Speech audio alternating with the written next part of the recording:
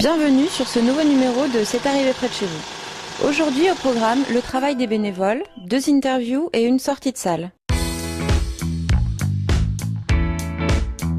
Le rôle de l'accueil, c'est de centraliser d'abord les informations. Ici, on peut trouver le pass complet du festival au prix de 75 €, qui comprend le catalogue. On peut acheter le catalogue à part pour le prix de 4 €. Ça peut intéresser les personnes qui prennent les places à la séance au prix de 7 €, 6 € tarif réduit, ou les places, les cartes 4 entrées ou 10 entrées. Donc pour les gens qui ne comptent pas faire tout le festival. Nous sommes là pour vous accueillir au premier étage du Lido, de 9h à 12h15 et de 13h30 à 18h30. De notre côté, nous avons accueilli l'artiste Vincent Fortan qui expose au 2e étage du Lido.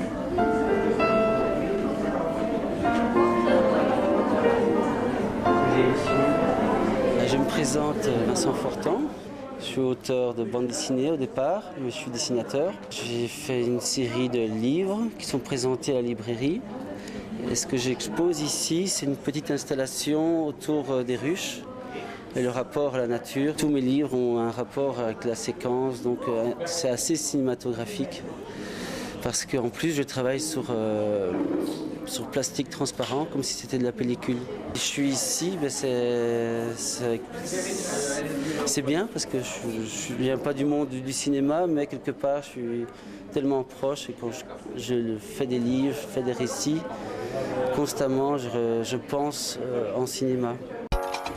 Alors que Vincent Fortan pense au cinéma, Louis Elio parle de cinéma. Je suis responsable du cinéma au centre Wallonie-Bruxelles à Paris, qui est le centre culturel belge francophone. J'aide à la promotion et la diffusion de tout cinéma belge francophone sur la France. J'avais entendu parler du festival de Prades, mais c'est la première fois que je viens. Depuis la préouverture, c'est vrai qu'il y a des films, les spectateurs les ont vus pour la première fois et les ont complètement découverts. Les festivals comme ça permet à la fois de revoir les films et puis quand on présente l'intégrale de quelqu'un, on voit qu'une œuvre se construit petit à petit et que si l'auteur ne pense pas à certaines références que l'on trouve de film en film, c'est quand on voit l'œuvre en entier qu'on s'en rend compte. Ça rend heureux, d'abord parce que c'est une comédie et que dans notre cinéma on n'en fait pas beaucoup.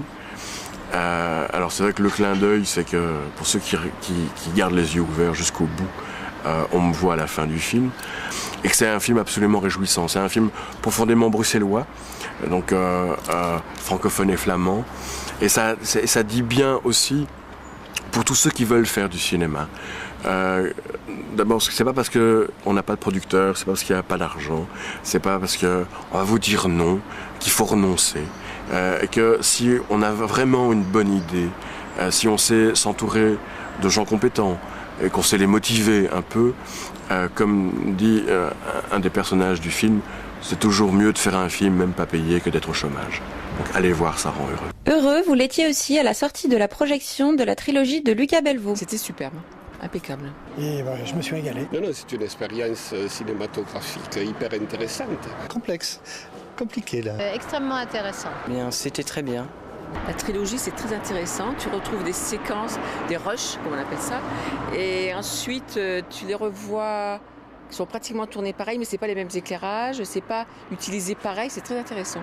On pourrait effectivement inverser l'ordre des films. J'ai vraiment beaucoup apprécié, autant la deuxième que la première fois. Le plaisir était intact. Chacun peut s'approprier le film. Et on découvre beaucoup de choses et les voir une seconde fois.